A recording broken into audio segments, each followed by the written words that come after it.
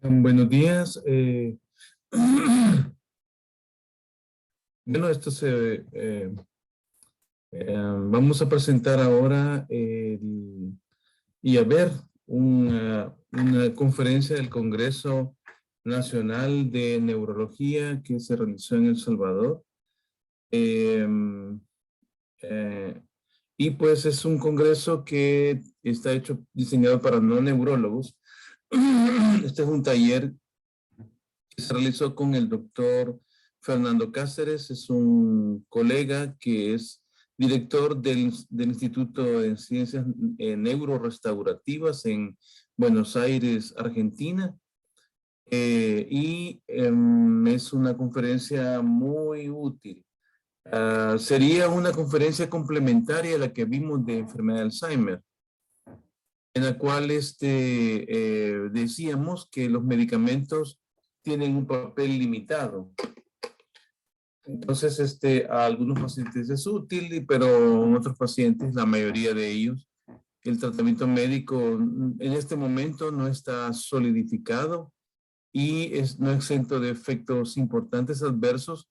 Por lo tanto, la visión de tratar de manejar los deterioros cognitivos del tipo de la terapia cognitiva es una alternativa muy importante que debemos de conocer. Así es que debido a las limitaciones médicas que tienen estas enfermedades neurodegenerativas, pues esta es una alternativa muy útil. Así es que quiero que pongan atención porque nada de esto involucra un tratamiento farmacológico, sino que son medidas que pues, se pueden implementar en las oficinas o en los servicios de salud.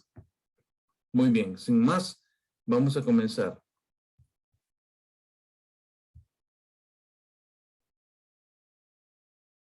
Antes de comenzar, quisiera saber, he habilitado los teléfonos para que puedan ustedes... un momento.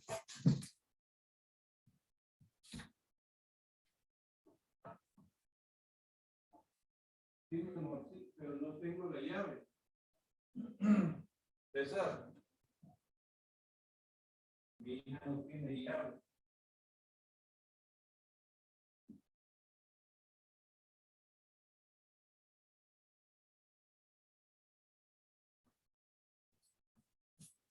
Gracias. Perdón. Antes de comenzar, quisiera saber si ustedes están escuchándome. Sí, doctor, le escuchamos. Muy bien, vamos a comenzar.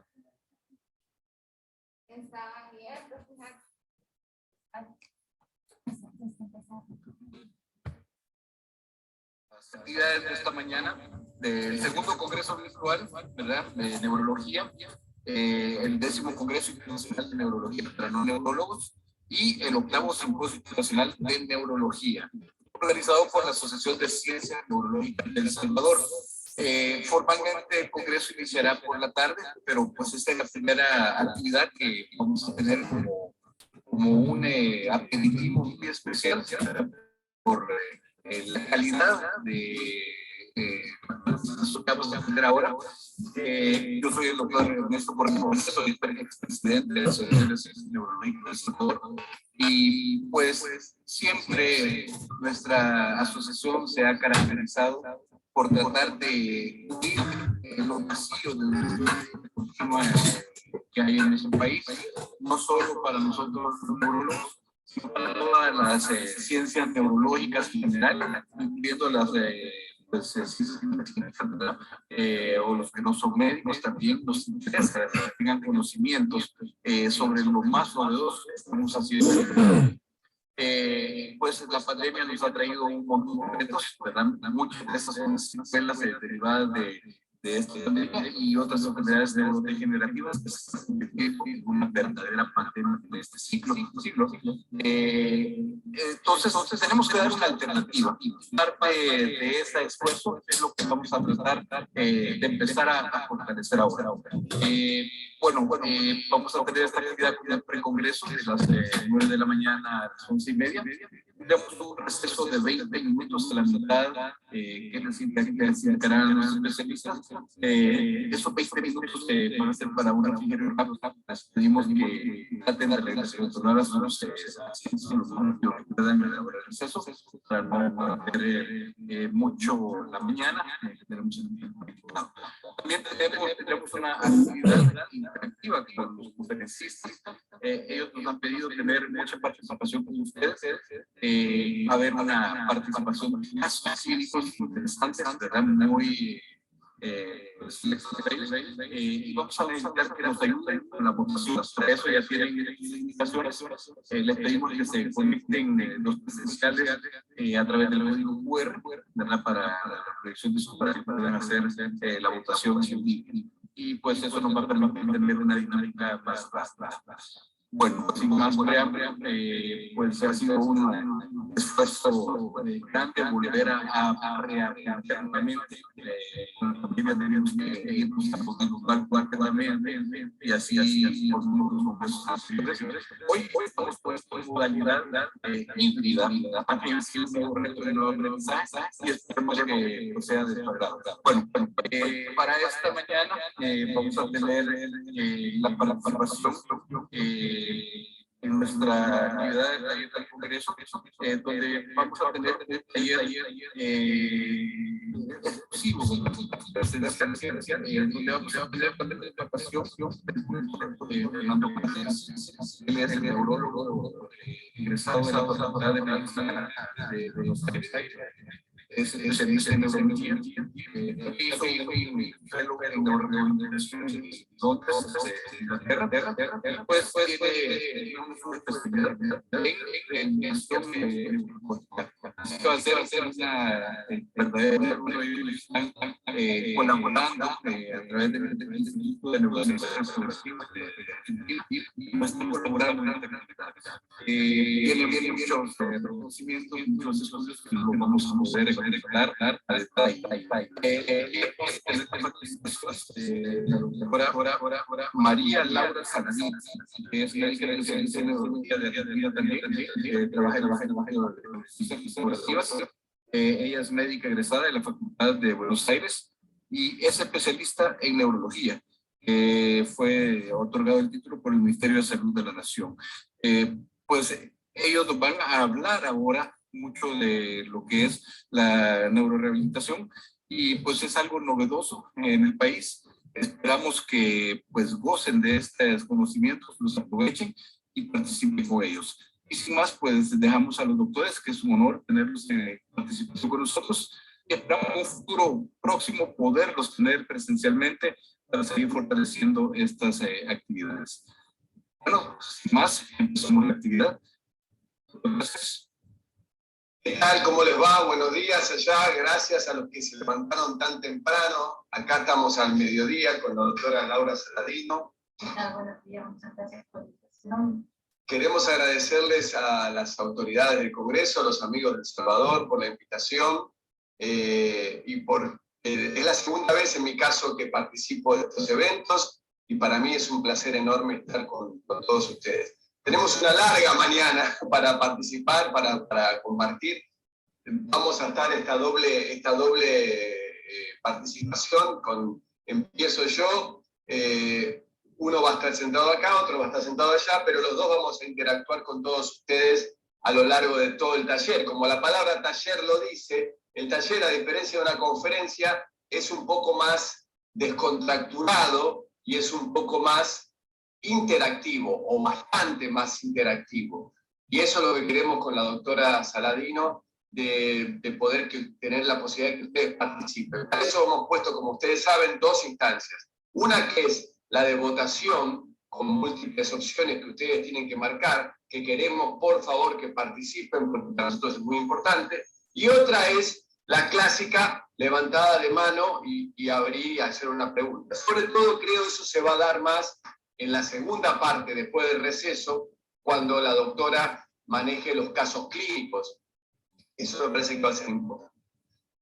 Bueno, sin más, y para un poco prueba, a ver cómo funciona, este es un taller sobre neurociencias restaurativas. y lo llamamos una alternativa, como decía el doctor, para la otra pandemia. ¿Cuál será esta otra pandemia?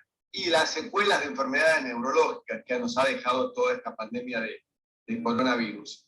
La primera pregunta que tenemos es esta, conocerlos un poco ustedes. Ustedes leyeron nuestro currículum y saben quiénes somos. Ahora nos gustaría saber a nosotros cuál es la profesión de ustedes. Ahí tienen todas las opciones: terapista ocupacional, psicólogo, psicóloga, fonoaudiólogo, fonoaudióloga, médico, neurólogo, médico no neurólogo, enfermero, trabajador social, neuropsicólogo, psiquiatra, o alguna otra que no hemos puesto aquí. Me gustaría que voten, damos unos segundos para que voten y vamos a ver cuál es el resultado de esta primera votación, a ver cómo está compuesto. Saben ustedes que hay gente que está presente en el auditorio y hay gente que está en sus casas. Yo agradezco mucho a los que se levantaron temprano, se vistieron, están ahí sentaditos, ahí mirándonos.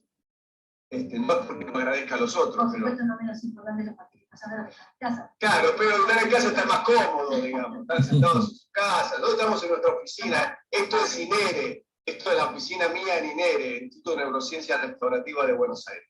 Tenemos la votación ya, a ver con el resultado de la votación. Podemos verlo. A ver qué nos dio. Bueno, tenemos que el 17% son kinesiólogos, terapistas físicos, médicos neurólogos también un 17%, hay un 17% de médicos no neurólogos, o sea, no tenemos muchas otras especialidades. A ver, voy a bajar un poco acá a ver si veo los otros. Otra un 50%. ¿Qué pasó? Que nos quedó afuera, doctora, las otras. El 50% no figura en todas las que pusimos. Bueno, después nos gustaría que por datos, por vaya poniendo cuáles son las otras, porque no sé, sería bueno saber cuáles son las otras. Nosotros no pusimos. A ver el chat, ¿qué dice? Soy neuroterapéutica. Bueno, muy bueno, ahí tenemos una. Bueno, así como pusieron, pónganos más. Si alguno no pusimos, perdón, si no pusimos todas las especialidades. Bueno, dicho esto, vamos a hacer otra pregunta, ya más metida en el tema. ¿Cuál es el porcentaje de personas con discapacidad en el mundo? En el mundo total, todo tipo de discapacidad, todo tipo de discapacidad, todo tipo de discapacidad. 40, 20, 5, 15, 30, no lo sé, también es muy honesto, no se sabe, quizás lo más honesto de todo.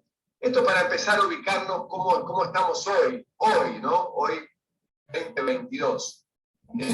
Haciendo la introducción ya. Sí, nos vamos metiendo en el tema. Es simplemente un ejercicio para que ustedes practiquen. Si ya tenemos, podemos poner. Estamos viendo que funciona bien la votación, está bueno. Muy bien a los técnicos, hay que decirle, agradecer a los técnicos, a los ingenieros que han participado. Saben que para que todo esto funcione hay mucha gente que está trabajando en equipo. En acá ya empezamos a hablar de lo que hacemos nosotros. Bueno, vemos el resultado, a ver qué pusieron. A ver. Porcentaje de discapacidad en el mundo. El 43% dijo el 40%, y el otro casi igual, un 30%, y un 14% muy honestamente dijo no lo sé. Bueno, los resultados son estos, la realidad es esta. ¿Nos basamos en qué? Lo cual uno tiene que basarse en la Organización Mundial de la Salud y el Informe Mundial de Discapacidad. El Informe Mundial de Discapacidad se tendría que haber publicado en el 2020, se publica cada 10 años, y tendría que haberse publicado en el 2021, este del 2011. Lo que pasa es que hubo, ustedes saben, algún problemita en el 2021 para la Organización Mundial de la Salud, y no lo pudieron actualizar. Sin embargo, dicen que los números en un reporte no oficial como este, no han cambiado demasiado. La prevalencia global de la población de discapacidad es del 15%. Si fuera un 40% sería, fíjense que son 1.000 millones de personas más o menos discapacitadas. Ahora, ¿qué datos tenemos más? En Estados Unidos, fíjense, 13 millones de personas con más de 16 años con dificultades en movilidad y en autocuidado. O sea, personas jóvenes, más de 16 años. En El 60% de ellas son menores de 65 años. O sea, no es tan anciana la población discapacitada. Otro informe de las Naciones Unidas dice que más de 600 millones de personas en todo el mundo con algún tipo de discapacidad.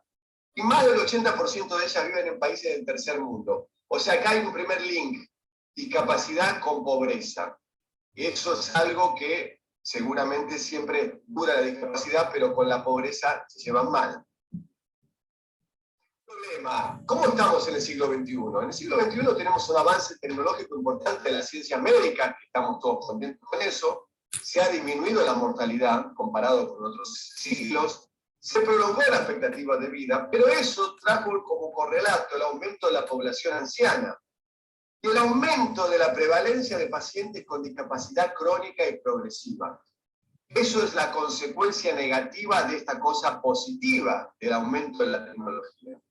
Para el 2025 habrá 600 millones de personas con discapacidad.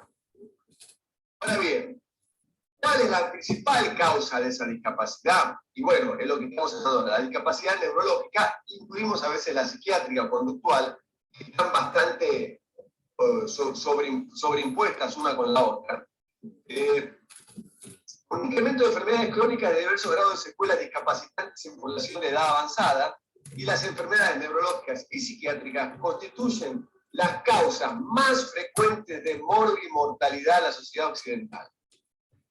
Específicamente las enfermedades neurológicas son el responsable del 23 años de vida perdidos de muerte prematura, del 50% de los años perdidos por discapacidad y del 35% de la carga global de la enfermedad. Estos son datos europeos, pero son datos que yo creo que se pueden decir extrapolables porque los pacientes que no mueren en enfermedades neurológicas tienen una carga, un alto costo de cargo de años de vida perdidos por no productividad y por no trabajo social y no solo a la persona, sino que las enfermedades neurológicas y psiquiátricas afectan no solo a la persona, sino a todo el entorno familiar que se ve afectado por ello.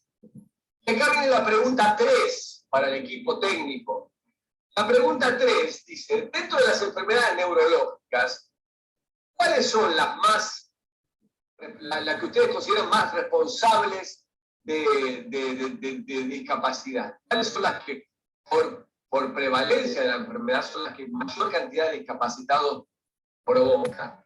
Y pueden marcar más de una acá. Acá pueden marcar más de una. No sé si se permite, eso no se lo dije a los técnicos. Pero si pueden marcar la de una, pueden. Si no, marquen la que ustedes consideren más productora de discapacidad. Sería un poco ese término, no es correcto, pero bueno. Esclerosis múltiple, parálisis cerebral, esclerosis lateral amiotrófica, ACV, enfermedad de Parkinson, epilepsia, traumatismo encefalocraniano, enfermedad de Alzheimer y otras demencias. ¿Cuáles son las que ustedes consideran que más discapacidad producen? ¿Cuál es la enfermedad neurológica, las enfermedades neurológicas que más discapacidad producen? A ver, esto es un tema importante porque de acuerdo a esto van a ser los casos que ustedes con más frecuencia tengan, ¿no? de pacientes para tratar. Podremos ir viendo los resultados para no ir siendo más largo esto, es simplemente un juego. Acá la cosa se ha dividido. Hay bastante dividido. Un porcentaje de 14 parálisis cerebral, esclerosis lateral amiotrófica 14. Eso quizás es un error que ya podemos desterrar porque la esclerosis lateral amiotrófica es una enfermedad bastante poco frecuente. La enfermedad de Parkinson es la que gana en esta encuesta, con un 29, el ACV le sigue, nadie votó el traumatismo encefalocraniano, y la enfermedad de Alzheimer también es bastante parecida con las otras. Es interesante porque, sobre todo es interesante que no hayan votado el traumatismo encefalocraniano. Esta es una incidencia anual de discapacidad neurológica. Sin ninguna duda, a la cabeza está el ACV, el ataque cerebrovascular, isquémico o hemorrágico, que junto con la patología cardiovascular, cardio y cerebrovascular, se llevan la principal causa de mortalidad y de morbilidad de discapacitados. Lejos. Esto es la sociedad occidental, por eso puse la pregunta. El estilo de vida, la hipertensión arterial, el tabaquismo, el sedentarismo, el colesterol, la dislipemia, el sobrepeso, todas estas cuestiones producen un riesgo vascular. Ahora, muy pegadito, muy cercano está el traumatismo encefalocraniano. Es la principal causa de discapacidad en gente joven neurológica. ¿Por qué? Por los mal llamados accidentes de tránsito, que ahora llamamos lesiones por colisión de vehículos. En el mundo son un problema grave. En Argentina estamos con mucho problema con las bicicletas. Todo el mundo anda en bicicleta ahora por el tema de las bicisendas, y todo, el mal uso, las motos, no usar casco. Es un drama terrible. Y hay una cosa que no está acá, que es la enfermedad de Alzheimer y otras demencias, que como dijimos al principio, al aumento de la vida, cuanto más vivimos, más posibilidades de tener Alzheimer y otras demencias tenemos. La segunda causa de Alzheimer, de demencia después del Alzheimer, es la demencia vascular, también relacionado con los factores de riesgo que producen ACV. O sea, que fíjense que todo se imbrica, pero esas tres patologías son las más importantes productoras de discapacidad de causa neurológica en el mundo. Lo que tiene la discapacidad en enfermedades neurológicas, diferente, por ejemplo, de la discapacidad de la artritis reumatoidea, por ejemplo, o de una enfermedad que produce problemas óseos, una artrosis o una artritis deformante, es que la discapacidad de causa neurológica produce una triple discapacidad. Una es la discapacidad motora, física. La física, que es la que se ve, esto comparte con las otras enfermedades, las óseas, las de la articulación, las del colágeno. Ahora, pero a eso se le agrega, porque lo que está afectado es el cerebro, la discapacidad cognitiva, la posibilidad de memoria, concentración, atención, nuestra capacidad de razonar, de orientarnos espacialmente, y la discapacidad conductual, emocional, depresión, trastornos de conducta. Es muy frecuente ver esta triple discapacidad. Por eso es que existe la neurorehabilitación como una especialidad separada del resto de la rehabilitación global, porque tenemos que encarar esta triple discapacidad. Ahora, ¿qué pasa?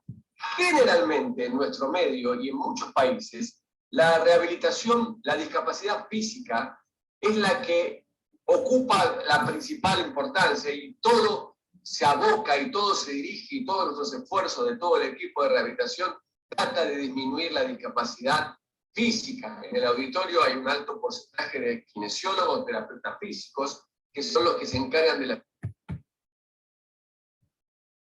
motriz, física, motora, equilibrio. Sin embargo, la discapacidad cognitiva y conductual muchas veces es la que no se atiende, es la que genera más problemas laborales, sociales, de estudio, de comportamiento familiar. No se ve esto, esta discapacidad que no se ve, la motora, la física es la que se ve, y a veces es la única que se trata. El problema pasa que estas tres discapacidades tienen que ser tomadas de manera coherente, constante y sincrónica y simultánea para su tratamiento y solución. Este artículo que les puse es un artículo que me lo pasó la doctora Saladino el otro día, recientemente publicado de la revista Neurorehabilitation and Neurorepair, que es la revista así, número 1 de neurorehabilitación. A mí me llamó la atención y por eso quería compartirlo con ustedes, porque hoy, junio del 2022, hay un artículo que propone una definición de lo que es la rehabilitación. A esta altura del partido estamos definiendo qué es la rehabilitación. Estos son para los stakeholders, los que pagan, para la investigación. ¿Por qué es esto? Porque el problema que tiene la rehabilitación y la neurorehabilitación es que quiere decir muchas cosas para diferentes personas. Y lo estamos viendo con este artículo. El 22 de junio estamos definiendo rehabilitación.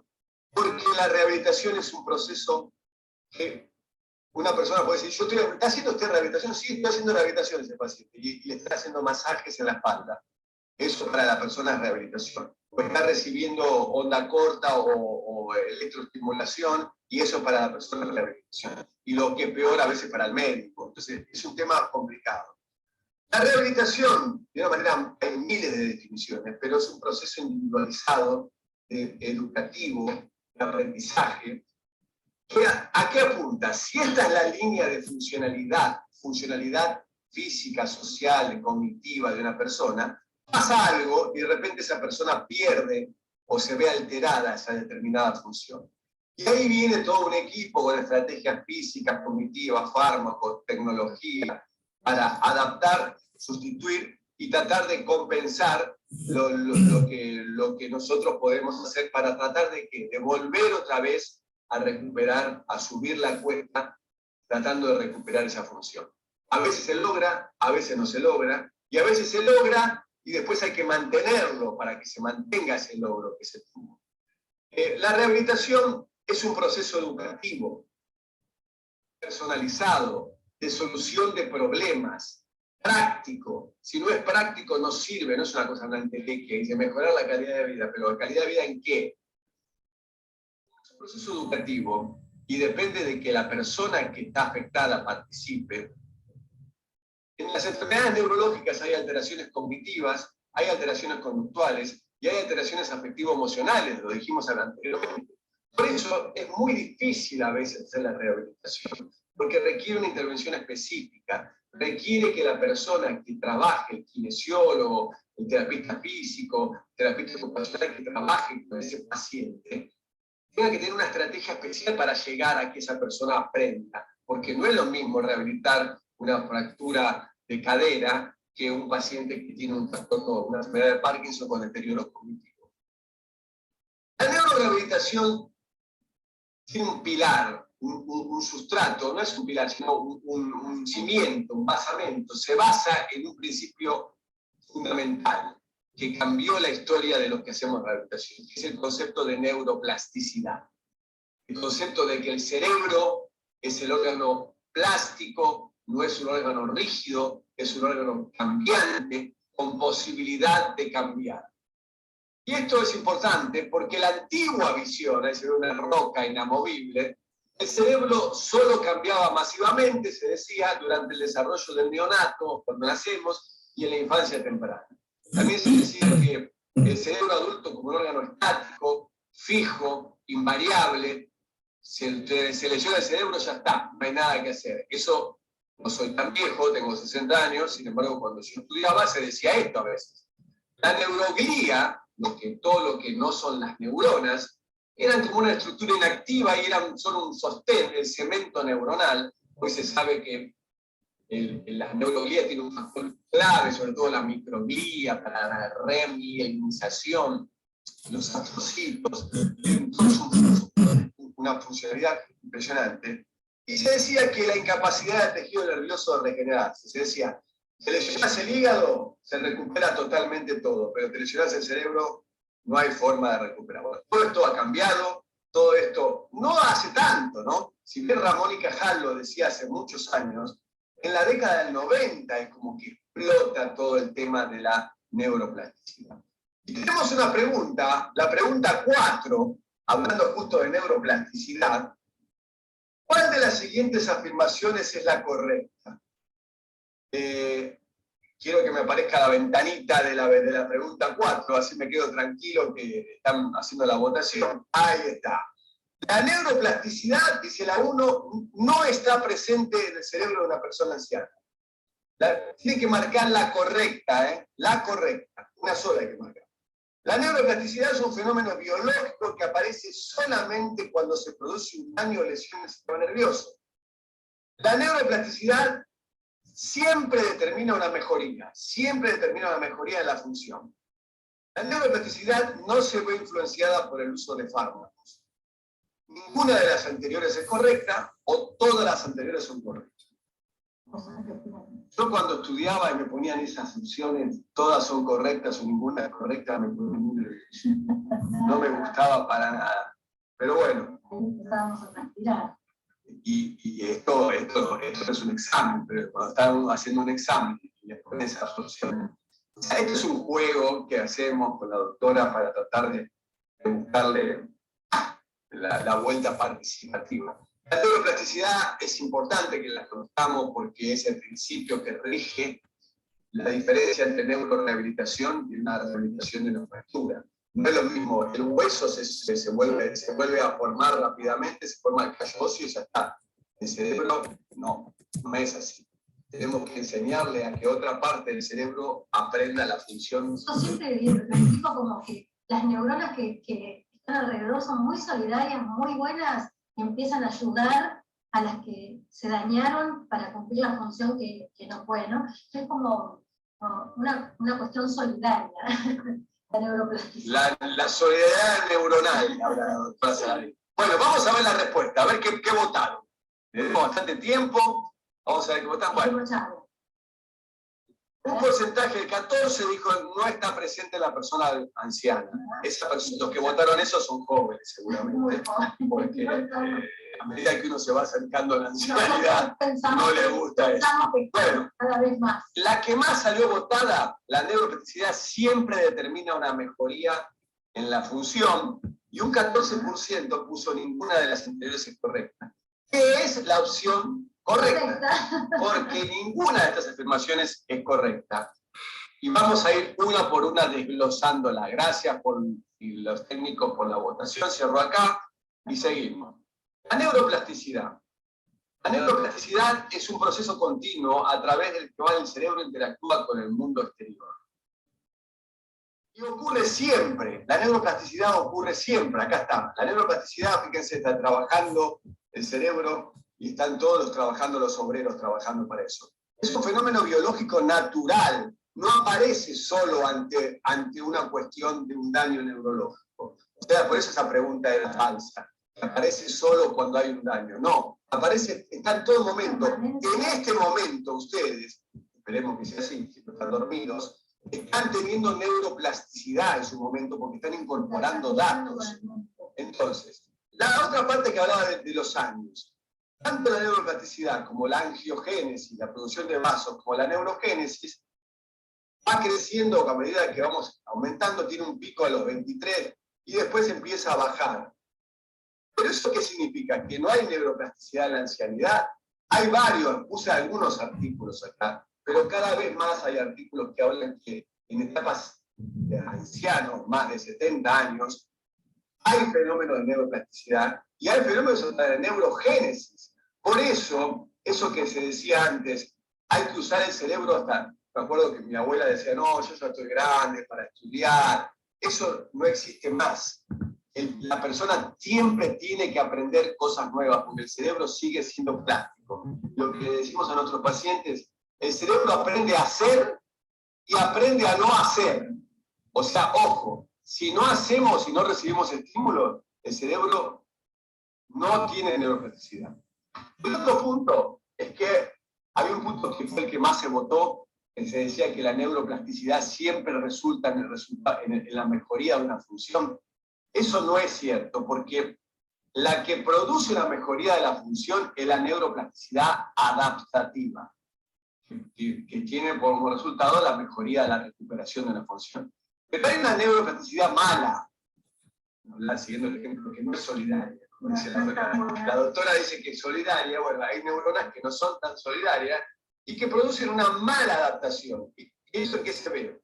Se ve, por ejemplo... No cumplen tan bien la función que esperamos. La espasticidad, que es la contractura de músculos agonistas y antagonistas, es un mecanismo de circuitos patológicos que se establecen de neuroplasticidad normal que hacen que aparezca la plasticidad. El dolor en el miembro fantasma, o la sensación del miembro fantasma cuando hay una amputación, es una expresión también de neuroplasticidad, de circuitos anormales de neuroplasticidad. El dolor neurogénico, el dolor tan terrible, muchas veces es el fenómeno de un circuito anormal que se genera reverberante y produce el dolor. Y el foco epileptógeno, el famoso foco epileptógeno después de un traumatismo cefalocraniano, se produjo sangre, extravasación de la sangre, el hierro de la sangre, produce irritación de las neuronas, se produce un circuito de reentrada entre las neuronas y se produce un foco de epilepsia. O sea, vemos que la neuroplasticidad no siempre es buena, la buena de la película, y a veces es mala. Lo interesante, y esto es lo más importante, ese que está medio dormido que se despierte, es que nosotros desde afuera, nosotros los rehabilitadores, y todos ustedes rehabilitadores, podemos modificar esta, y tratando de estimular la adaptativa y contrarrestando la mala adaptativa. Esto es la neuroplasticidad y neurorehabilitación. ¿Cómo? Ahí está el cerebro haciendo ejercicio, incremento de los impulsos sensoriales, la plasticidad inducida por el uso repetido de los kinesiólogos que hacen repetir un determinado engrama motor, terapias de uso forzado. Esta charla no tiene sentido de meterse en cada uno de estos temas, pero, por ejemplo, que en lugar de limitarle el brazo afectado, le limitamos el brazo sano de una persona hemipléjica para que use el brazo afectado, para que forzarlo a utilizar el brazo afectado. Intervenciones tecnológicas, que va a hablar la doctora dentro de un ratito, e intervenciones farmacológicas. Y los subrayo, porque una pregunta decía, la neuroplasticidad no se ve afectada por las drogas, por los fármacos. Sí se ve afectada. Fíjense, existen fármacos que pueden mejorar o favorecer la neuroplasticidad. Esto es más para los médicos que están en el auditorio. ¿Cuáles son esos fármacos? Toda esta lista que están acá. Algunos no usan, algunos basan anfetamina porque tienen otras contraindicaciones, pero Ritalina. Pero fíjense, levodopa, memantine, fluoxetina y todos los inhibidores de la recaptación de serotonina tienen una estimulación. Esto no quiere decir que yo no le hago rehabilitación al paciente, le hago tomar una pastilla y ya está, y el paciente recupera, no es así. Esto quiere decir que si uno tiene que elegir un fármaco para medicar a un paciente, trata de usar un fármaco que por lo menos no complique la neuroplasticidad. Por eso más interesante que esta diapositiva es esta. Los fármacos que pueden impedir o dificultar la neuroplasticidad. Y estas sí hay que notarlo. Yo marqué algunas un poco más remarcadas. Todos los antipsicóticos, sobre todo el haloperidol, que se utiliza para desinfección psicomotriz, difenidantoína es una droga antiepiléptica que ya tratamos de que no se use más, sin embargo se sigue usando. El fenobarbital. Una cuestión acá, que no es solamente una cuestión médica, sino que muchas veces los profesionales no médicos son los que nos alertan en el proceso de la rehabilitación, que detectaron que el paciente les comentó que el psiquiatra o el neurólogo les cambió una medicación y que ven un deterioro en la progresión de la rehabilitación. Y recién ahí nos damos cuenta que no empeoró el paciente, sino que fue producto de un fármaco que está haciendo la Me acuerdo un kinesiólogo que el paciente iba a la tarde a hacer rehabilitación y rendía de una manera, y no pudo porque el trabajo y tenía que ir a la mañana, y a la mañana tomaba difenidantoína. Y el kinesiólogo dice, yo no lo veo que rinde igual. Bueno, eso es importante, eso es muy importante saber. La capacidad de estimular la neuroplasticidad adaptativa está limitada en el tiempo. Esta es otra cosa importante. No tenemos toda la vida para hacer rehabilitación. Hay una ventana de oportunidad, las horas de oro, las golden hours, para que las intervenciones de rehabilitación sean eficaces. La ventana de oportunidad y el tiempo de cerebro, como dice. Por otro lado, hablaba cuando decía que la neuroplasticidad era solo para reparar. Hay varios tipos de neuroplasticidad, no me voy a detener mucho en esto, pero hay una neuroplasticidad del desarrollo. Cuando nacemos con un cerebro muy inmaduro y tenemos que nuestro cerebro se termina de formar afuera, con el estímulo de afuera que recibimos. La neuroplasticidad del aprendizaje, la que están teniendo ustedes ahora, esa es la neuroplasticidad que intentamos nosotros que ustedes tengan. Como consecuencia de una enfermedad, la neuroplasticidad después de la injuria, y la neuroplasticidad del trabajo, consecuencia de la terapia, de la neurorehabilitación. Lo que decía antes del tiempo, la neuroplasticidad del desarrollo también tiene un tiempo. Esto es muy interesante. Si nosotros le hablásemos a nuestros hijos cuando apenas nacen en 4 idiomas, desde que nacen, 4 idiomas simultáneos, ese chiquito aprende los 4 idiomas y forma su cerebro con los 4 idiomas. Después de los 5 años, esa posibilidad se perdió, y si quiere aprender un idioma, tiene que ir a estudiar y pagar a la profesión. Yo siempre digo a mis papás, ¿por qué no hablar en inglés, en italiano, en francés, o en mandarín, en chino? Ahora rinde mucho más. Bueno, eso es una ventana que tiene el tiempo de neuroplasticidad del aprendizaje del desarrollo. La capacidad de aprendizaje, esta se cuestiona un poco, porque lo que decía antes, era la que decía mi abuela, yo estoy grande para aprender. Está un poco cuestionada, parecería que no existe esta ventana del aprendizaje. La ventana de poslesión. Y bueno, sí, depende. Si intervenimos antes, vamos a tener mejores resultados que si intervenimos después. Esta es clave. Y la post-neurorehabilitación, esto quiere decir que quizás lo motor tiene una ventana más corta, pero lo cognitivo tiene una ventana más larga y tenemos posibilidades de seguir mejorando lo cognitivo mucho tiempo después. Y en relación a eso hablo de rehabilitación cognitiva. La rehabilitación cognitiva es todo un capítulo que daría para un taller específico de esto, y puede ser individual o debe ser individual, terapeuta, paciente, grupal, porque el grupo social estimula, y lo tecnológico, que verá la doctora después, tiene mucho que ver. Estos aparatitos de los celulares han evolucionado mucho todo esto. Hay estrategias de visualización, listado de elementos. Lo importante es que el terapeuta que trabaja con esto tiene que trabajar en el entorno social y laboral del paciente. Una aclaración, ¿sí? Esto de la individualidad es fundamental. Siempre hay que hacer terapia de rehabilitación cognitiva individual. Cuando nosotros hablamos de grupal, hay que tener los criterios de grupalidad. Nosotros no podemos poner dos pacientes con distintos tipos de deterioros cognitivos. ¿Sí? Tenemos que agrupar al paciente que sean parejos en el tipo de deterioro, porque también el aprendizaje tiene que ser parejo. Acuérdense, yo no puedo poner un paciente que tenga un deterioro cognitivo muy severo con uno que tenga un deterioro que todavía tenga una capacidad mayor de aprendizaje, porque no voy a poder nivelarlos nunca. Entonces en esto el terapeuta tiene que ser muy concreto y específico. ¿Por qué? Porque hay que buscar los objetivos e individualizar al paciente. Lo mismo que lo digital, no es que uno agarra un tutorial o agarra una app, NeuroBrain, Neurostimulation, me lo bajo y hago el Tetris, juego al Tetris y estoy estimulando, no, ojo. Eso no es neurorehabilitación. Son juegos, aclarémoslo. Son algunos juegos que pueden servir para mantener la cabeza, el estímulo, pero no es rehabilitación. Eso es como lo mismo que cuando le digo a la persona, ¿usted hace actividad física?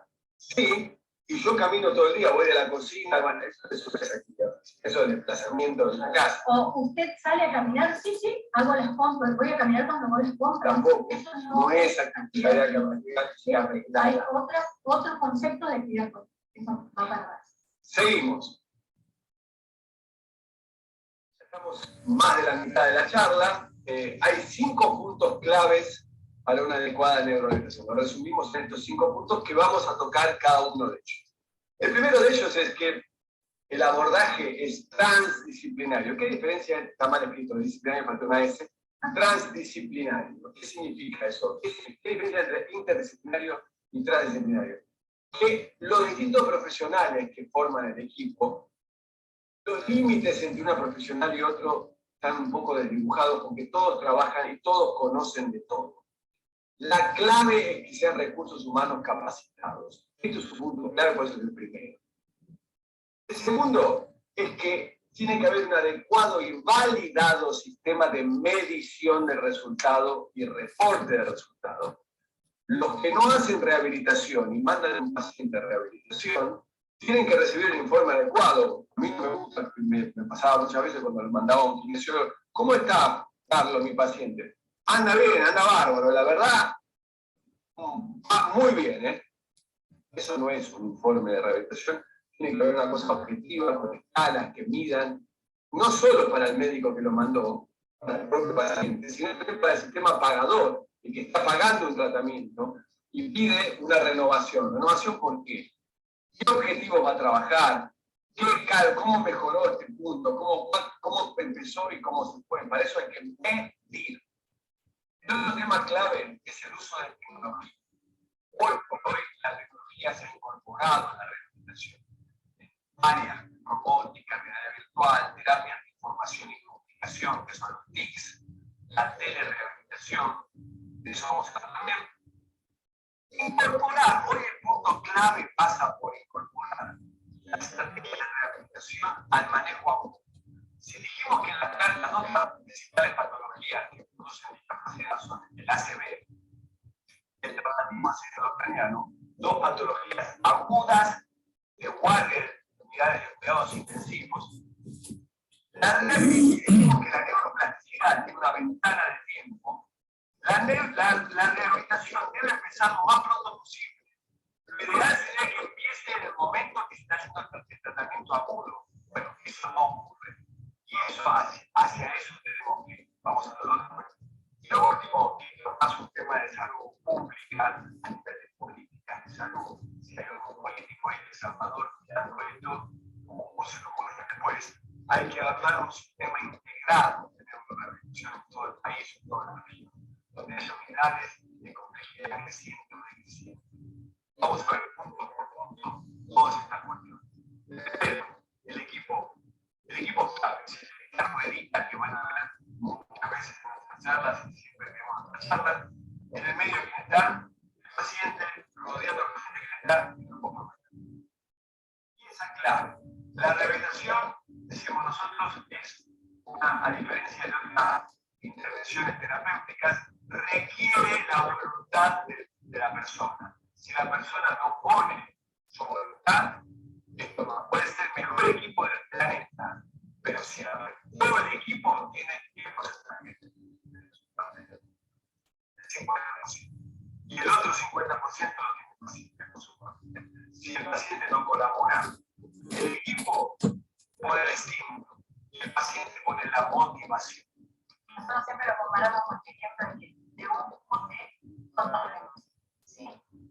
Si nosotros tenemos los 2 remos, el equipo tiene un remo y el paciente tiene otro, los 2 están utilizando, el otro va a andar, va a perfecto. Ahora, si el equipo tiene el remo, va remando y el paciente no lo usa, lo que sucede es que el bote empieza a...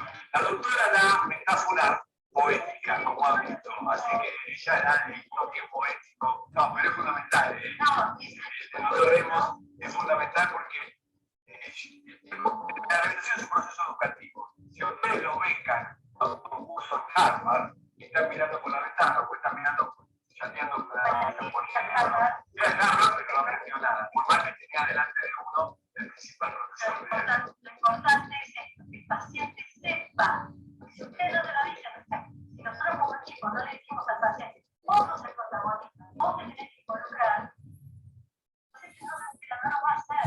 ¿Sí? Y pasa, acá por lo menos pasa muchísimo en los centros de rehabilitación. Espera, que venga la pastilla mágica, que me la tome y ya está. Volviendo a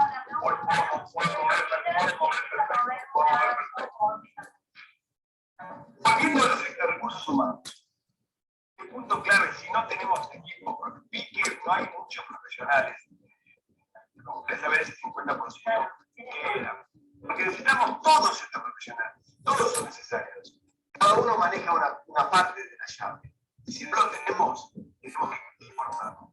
La capacitación de los recursos humanos, el trabajo en equipos familiar, constituye un elemento diferencial. No me vengan con robótica, no me vengan con aparatos caros, si no tenemos un equipo. Lo principal es todo el equipo sentado alrededor discutiendo cada caso particular. El punto 2, medición. Hay que medir. Hay una frase de management, Peter Drucker, que dice, si usted no mide, usted no lo puede manejar. Lo que no se mide, no se maneja. Y es cierto. En la rehabilitación, lo que yo decía, ¿cómo está Juan? Muy bien, anda bárbaro. No. Hay que medir el uso de instrumentos adecuados y un paquete de diferentes tipos de escalas que tienen que estar validadas en nuestro uso. Vamos a hablar con la doctora de la segunda parte de escalas que lamentablemente no están validadas en español. Pero tenemos muchas escalas para medir el resultado. Entonces, cuando comienza y cuando termina. Entonces, el paciente mejoró tanto y tiene posibilidad de seguir mejorando. Fíjense cuando empieza esta frase. Sin medición, la rehabilitación continúa siendo una práctica empírica, que es lo que mucha gente considera que es la rehabilitación. No es algo que le hace bien, sí que vaya, como si fuera una laborterapia. No es lo que sacó a la rehabilitación del empirismo hacia una ciencia científicamente validada es la medición del resultado. La tecnología aplicada a la neurorehabilitación robótica, y acá me vamos a hacer como enroque que va a venir la doctora ahora.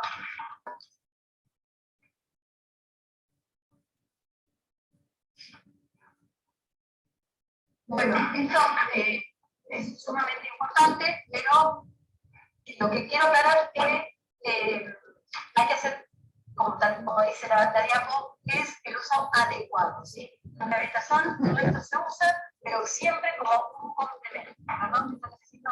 Bueno. A ver. No, perdón, pensé que habían activado en el chat, habían puesto, pero no. Perdón, me confundí.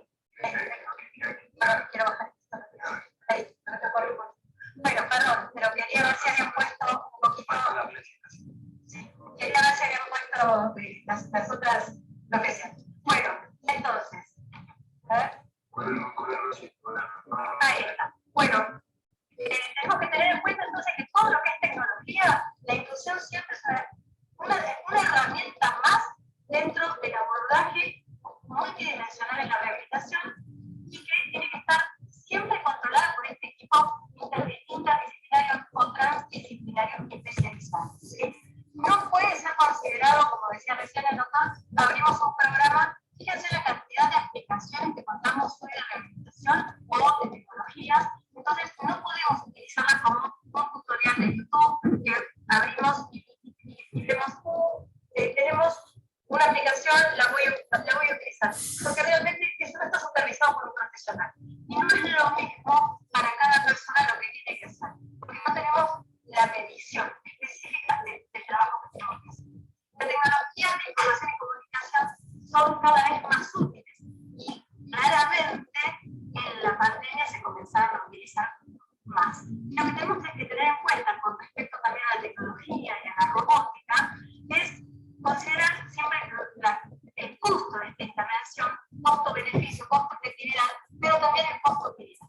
En cuanto a lo que hablamos de lo que es tecnología, todos estos software, todo el equipamiento son muy costosos. A veces las personas no cuentan con este recurso y ni que hablar con los pagadores. Pagadores que nunca van a cubrir todo lo que es lo tecnológico, ¿sí? Ya sean los que son comunicadores, lo que es toda la rehabilitación virtual, la telerehabilitación o incluso estos exoesqueletos, que yo sé que son fundamentales para personas que tienen ausencia de marcha durante mucho tiempo, pero también tenemos que tener el costo-beneficio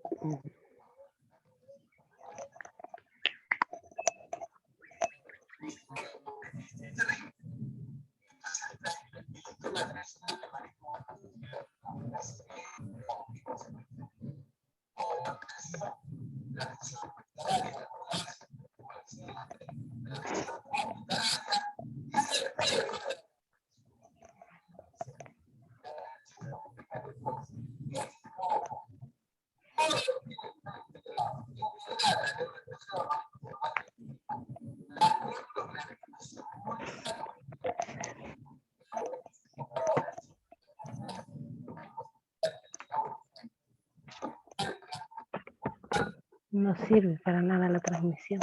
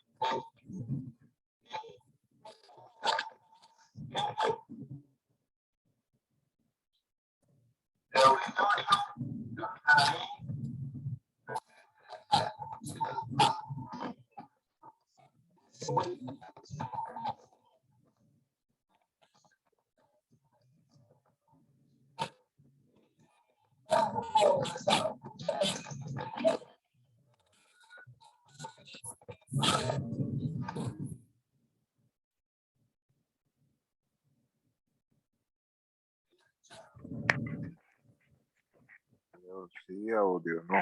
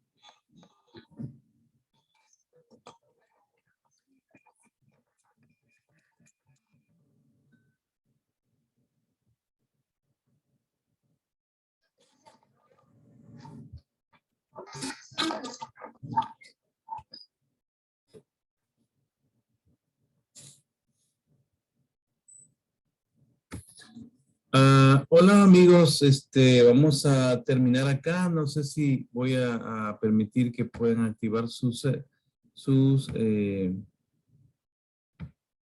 pueden activar sus micrófonos quienes están todavía por acá. Y quisiera saber qué opinan de esta actividad.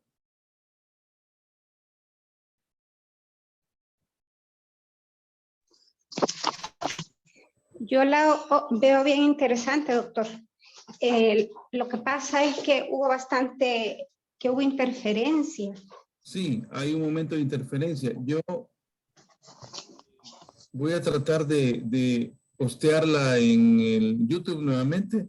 Como tenemos una ventaja de que no hay muchas personas que vean el YouTube de mi canal, eso es bueno en este momento porque si tiene mucha difusión, pues tengo algunas restricciones de presentación de estas conferencias porque tienen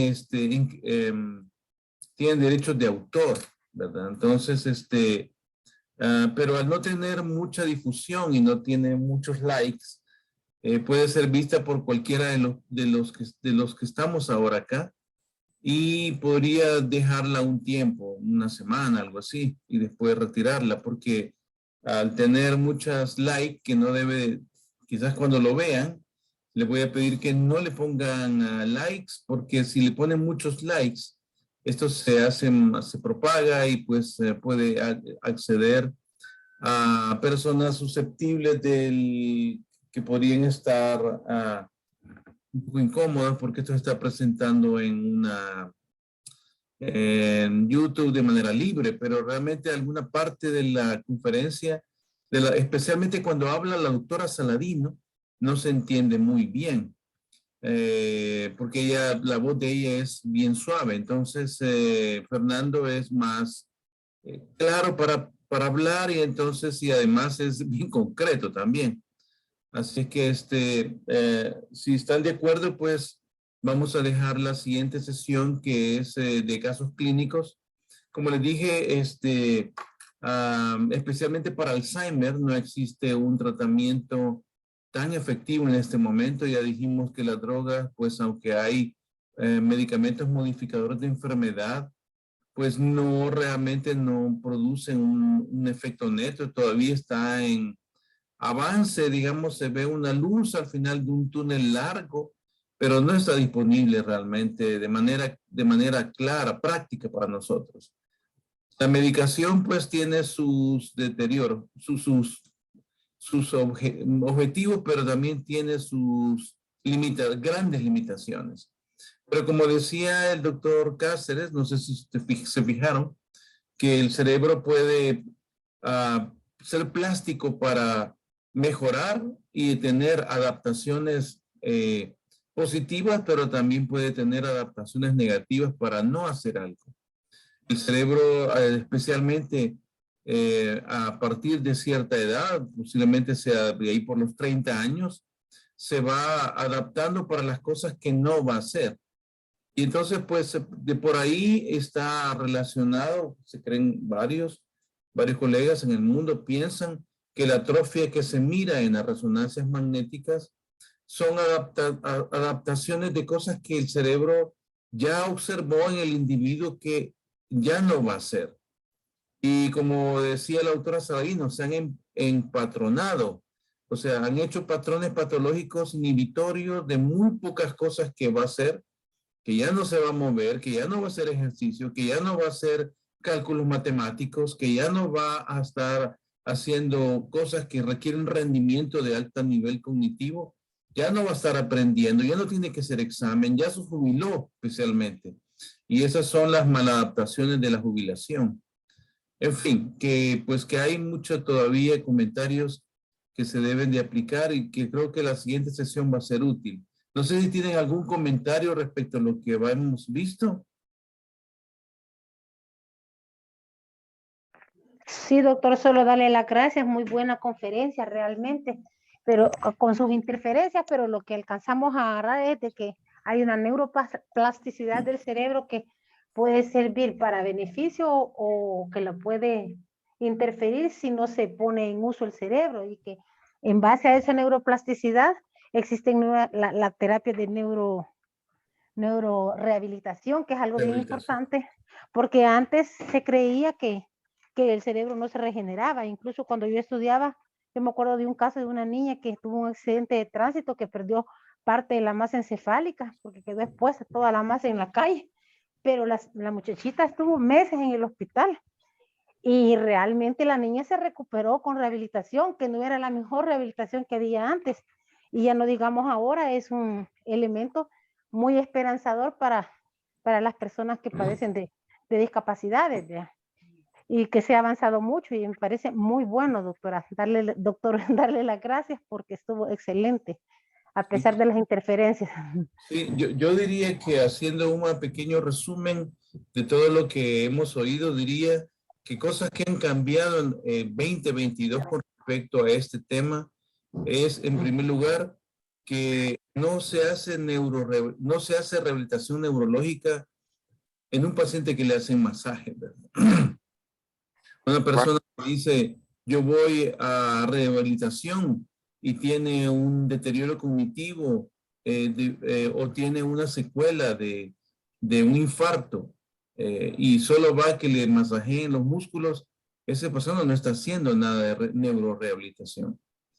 Lo segundo que creo que quiero resaltar es que la neurorehabilitación es un trabajo de equipo, ¿verdad? Donde hay una relación interdisciplinaria, pero que no tiene límites definidos entre un especialista y otro, porque todos todos saben de todo, y y todos deben de saber más que todos. O sea, y luego no es un centro necesariamente, sino es un grupo de personas interesadas en trabajar en equipo para la solución de un paciente. Entonces, no necesariamente son equipos caros, sino que personas interesadas en trabajar con ellos. Yo tenía un tercer aspecto también, y es que el cerebro nunca para de adaptarse y de hacer plasticidad. La plasticidad es un proceso que va a acompañar al cerebro desde que nace hasta que muere. No es un proceso pasivo, es un proceso activo continuo. La otra cosa que quiero resaltar es que hay adaptaciones positivas y adaptaciones negativas. El cerebro está preparado para hacer y para no hacer. Como vimos en la presentación, un niño que tiene presentación de 4 idiomas entre 0 y 5 años no va a necesitar ir a una escuela de aprendizaje de idiomas, porque es el periodo de mayor plasticidad cognitiva que puede tener para los idiomas. Después de 5 años tendrá que ir a pagar para que le enseñen un idioma. La quinta cosa que quisiera resaltar es que la neurorehabilitación es un proceso que comienza desde el mismo momento agudo. No es un proceso que está después de lo agudo, sino que es algo que aparece sincrónicamente. Otro aspecto que quiero resaltar también es que las neuronas, especialmente la microglía, es una célula que no es solamente que no es un cemento para unir neuronas, sino que es una partícula, es una célula que participa en la neurorestauración, en la neuroreparación, en la neuroconexión entre neuronas. Y es un proceso activo. Y así como puede desconectar también en la fase aguda, puede desconectar también. Y lo último que quisiera resaltar es que hay estos dispositivos electrónicos, pero lo que no se oía de la autora Saladino es que ella decía de que el hecho de que la neurorehabilitación por aplicaciones de teléfono o de PC, ¿verdad? O de internet, no es un tutorial de YouTube, no es una aplicación que se hace acostado mientras se está bajando o viendo una apps, sino que la neurorehabilitación necesita una visita presencial con la persona, al menos una vez por semana, porque necesita tocar a la persona, tener un encuentro y hacer personalizadas las terapias. Y luego la otra cosa, la número 7, es que si uno no mide, eso es muy importante, fíjense. Ustedes ven que las fisioterapistas raramente mandamos un paciente y raramente nos van a decir cuánto ha mejorado. Realmente nos van a decir, mire, este paciente vino con una escala de Ashworth de 1 y salió con 5, ¿verdad? Sino que es algo que lo dejan a libre medición del paciente, que el paciente evalúe su propia mejoría o no. Hay pacientes que pueden mejorar y ellos no lo detectan. El paciente, especialmente eso es bien conocido en algunas enfermedades de movimiento, por ejemplo, que los pacientes no detectan su propia mejoría. A veces yo he tenido que quitar medicamentos para que el paciente vea cuánto ha mejorado. Así me pasa con algunas cosas. Cuando no se mide bien, entonces no se puede saber si algo es efectivo. Se vuelve empírico. No sé si quieren agregar algo que han aprendido este día. Lo más importante, doctor, 2 minutos. Perdón, el doctor, que en estas cosas lo más importante es que el paciente céntrico, el paciente es lo más importante, que él participe. Si él no es paciente céntrico, no hay plasticidad fuerte en la rehabilitación. Sí, bueno, algo que te quiero decir también, Eric, es que algunas veces, fíjate que los pacientes prefieren pastillas y decir, me tomo mi pastilla y esa pastilla va a ser todo lo que yo necesito. Entonces, la neurorehabilitación restaurativa es un poco más invasiva y le tiene que decir al paciente que si ese paciente no se involucra en actividad física activa, obtención de objetivos, por ejemplo, de peso, de talla, de actividad física medible, eso se mide reduciendo la frecuencia cardíaca después de actividad física, midiendo la cantidad de procesamientos neurológicos que antes hacía. Por ejemplo, ¿qué te digo? Por ejemplo, si un paciente le haces, viene por problemas de memoria, le hace un tray making test, por ejemplo, que es una test que mide la velocidad donde un paciente puede combinar un número y una letra en un mosaico y conectar los números y las letras de manera ordenada y cómo va la progresión de cada serie. Se tarda 6 minutos, por ejemplo, para hacer eso. Pero después, si uno no hace eso, no podría saber cuánto mejora con darle el documento y que lo haga una hora diaria. Y entonces solo así se puede medir cuánto un paciente puede haber mejorado. Usar escalas es algo que los pacientes no quieren hacer. Los pacientes a veces quieren más pastillas y esa inercia terapéutica de los propios pacientes, eso es algo que hay que meterse dentro de ellos. Y ¿cómo se llama? Y tratar de invadir esa comodidad que da la inactividad. La pandemia tuvo ese aspecto negativo, que ha hecho que las personas elijamos, por ejemplo, reunirnos ahora en Zoom, por ejemplo, que venir aquí y caminar hasta acá. Por ejemplo, es un ejemplo. Ahora estamos reunidos en Zoom porque es más cómodo económicamente también. No tenemos que conseguir financiamiento de casas para desayunos ni logística, pero esta es una actividad que el cerebro se acostumbra a ser cómodo. El cerebro tiene una tendencia a la homeostasis, a hacer las cosas con un mínimo esfuerzo. Pero en neurorehabilitación, eso uno tiene que meterse y tratar de que el paciente pues tenga actividad, y a veces no es tan agradable, ¿verdad? En fin, pues hay muchas cosas que se pueden... Vean una cosa que aparece al final de la presentación también, el papel de la salud pública. Cuán importante sería y qué bonito sería que tuviésemos centros de neurorehabilitación ante la ausencia de medicación útil para impacto cognitivo que tiene el trauma craneoencefálico, impacto cognitivo que tiene el accidente cerebrovascular, las demencias, que es el 80% de los pacientes que alcanzan los 70, 80 años van a tener demencia también, algún grado de deterioro cognitivo.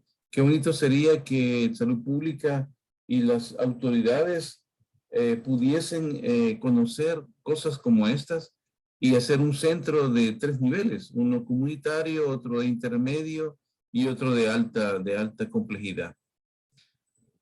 ¿Verdad? Sería muy importante. Pero como no lo tenemos, pues nos toca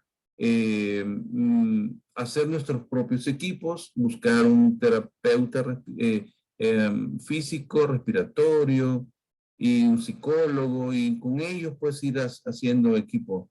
Yo tengo psicólogas que no quieren hacer neurorehabilitación porque dicen ellas que no se han formado, pero realmente, como comentamos con Fernando una vez cuando estuve yo en Argentina en un curso que recibí con él, las personas tienen el entrenamiento suficiente, aunque no específico, y el interés hacia el desarrollo de esas especialidades con el paciente. El paciente le va enseñando a uno dónde uno tiene que fortalecer sus conocimientos para ofrecer un mejor servicio.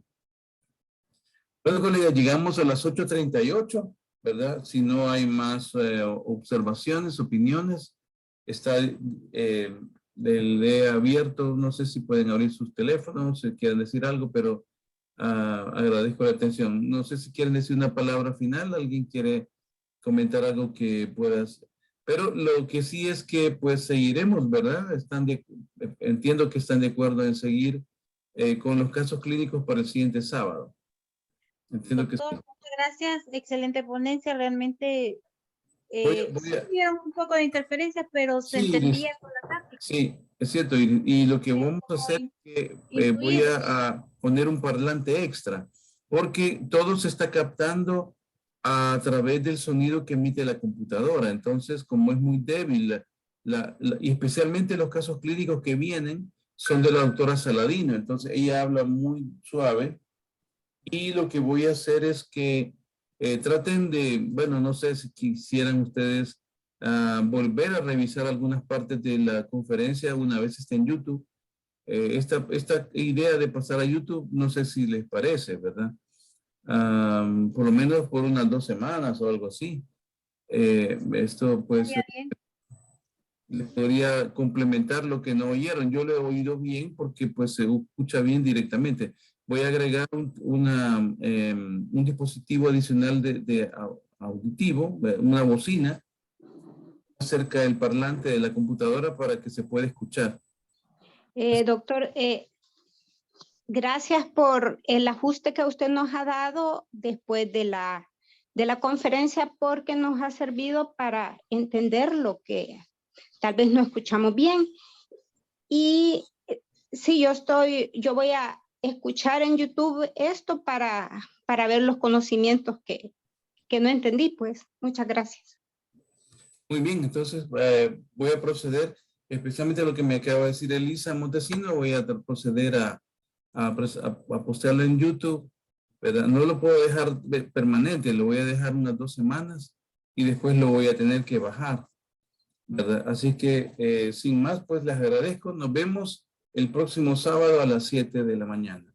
Muchas gracias. Les prometo tenerle una bocina adicional para que pueda tener mejores posibilidades de oírse, especialmente porque en esta etapa habla la autora Saladino y si no ponemos esto no le entenderemos. Bueno, hasta pronto. Nos vemos, amigos. Gracias. Gracias, doctor. Hasta luego.